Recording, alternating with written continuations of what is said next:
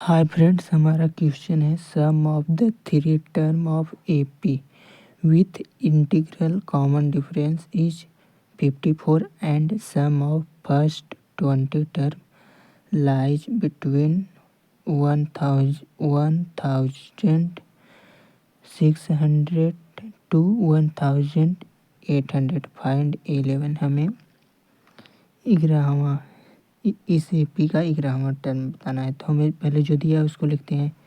Some of three term of AP. AP का three term क्या होता है हम पहले मान लेते हैं। पहला टर्म हो रहा है ए माइनस डी, दूसरा ए, तीसरा ए प्लस डी।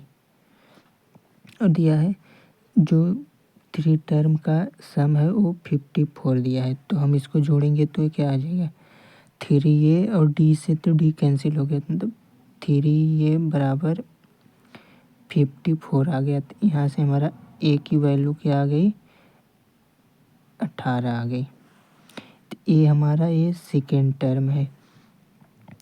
और हमसे क्या पूछा है, sum of 20 term line between to 1600 से 1800। तो सम ऑफ 20 टर्म क्या होता है, पहले हम 1600 अगले पेज में लिख लेते हैं। 20 टर्म, सम ऑफ 20 टर्म का फार्मूला क्या होता है, n अपॉन 2। n की जगह पे हमारा 2 है into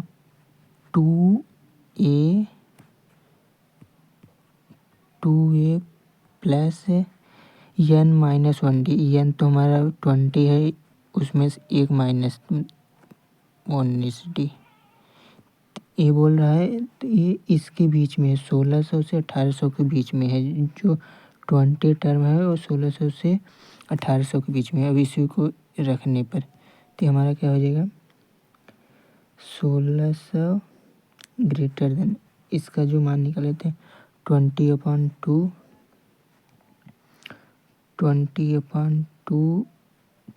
2a plus 19d less than 1800।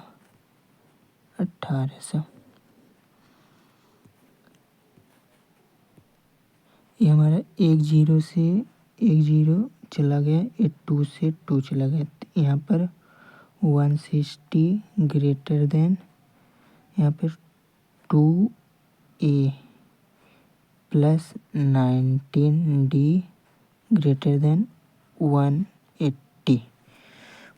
तो हमारा फर्स्ट टर्म क्या है, हम इस एपी का हम फर्स्ट टर्म तो ए माइनस डी माने थे, ए माइनस डी। ये जो ए है ये हमारा सेकेंड टर्म है, ए माइनस 1 हमारा पहला टर्म है। तो यहाँ पर ए की जगह पर ए माइनस 1d लिखने पर यहाँ पर 160 है 2, यहाँ पर ए माइनस डी हो गया plus 19d greater than 180।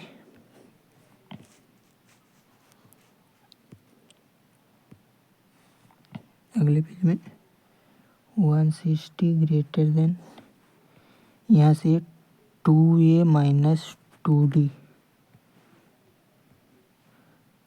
2a minus 2d plus 19d, तो पहले से है 19d लेस देन यहाँ पर 180। यहाँ से 2a ये तो इसमें से घट गया, ये 17d बच गया। तो 160 ग्रेटर देन 2।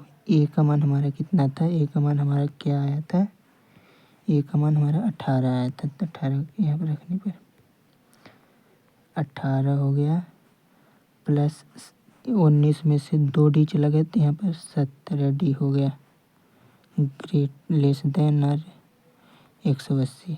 तो यहाँ से कितना हो गया, 18 दूना 36। तो 160 less than 36 plus 117d less than 180।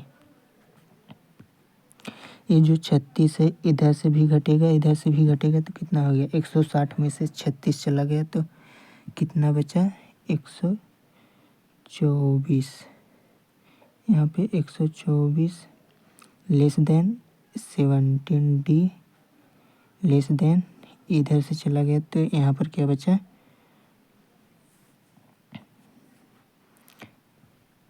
180, 80 में 0 में से 6 गया 4, यहाँ पर 17 में से 3 गया, यहाँ पर 114 बच गया। अब इसके बीच में डी का कौन सी वैल्यू है इसको सेटिस्फाई करेगी, अगले पेज पे ले लेते हैं।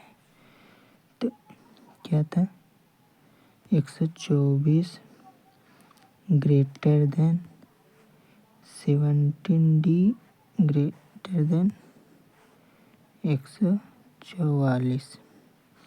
यहाँ से डी की कौन सी वैल्यू इस इक्वेशन को सेटिस्फाई करेगी।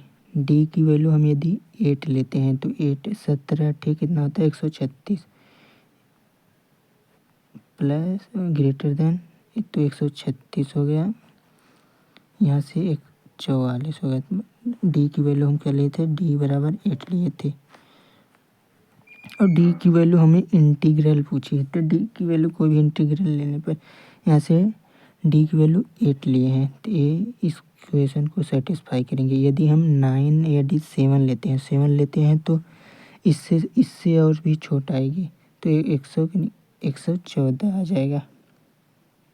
और यदि हम 9 लेते हैं तो 114 से 144 से बढ़ा जाएगा, तो जो इस इक्वेशन को सेटिस्फाई नहीं करेंगे तो हमारा डी की वैल्यू 8 आ जाएगी।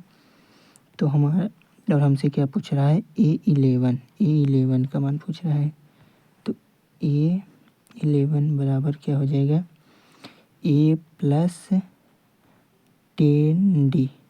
ए का मान हमारा ए यहाँ पर फर्स्ट टर्म है तो लेकिन हम यहाँ पर ए जो है यहाँ पर सेकेंड टर्म, फर्स्ट टर्म हमारा क्या हो जाएगा A माइनस डी। ए का मान हमारा कितना आया था 18, डी का मान हमारा कितना है 8, तो हमारा यहाँ से 10 आ गया। 10 हमारा फर्स्ट टर्म है, यहाँ से मान रखने पर ये 10 हो गया प्लस 10 इंटू डी का मान तो 8 आया था, ये बराबर 90 आ गया।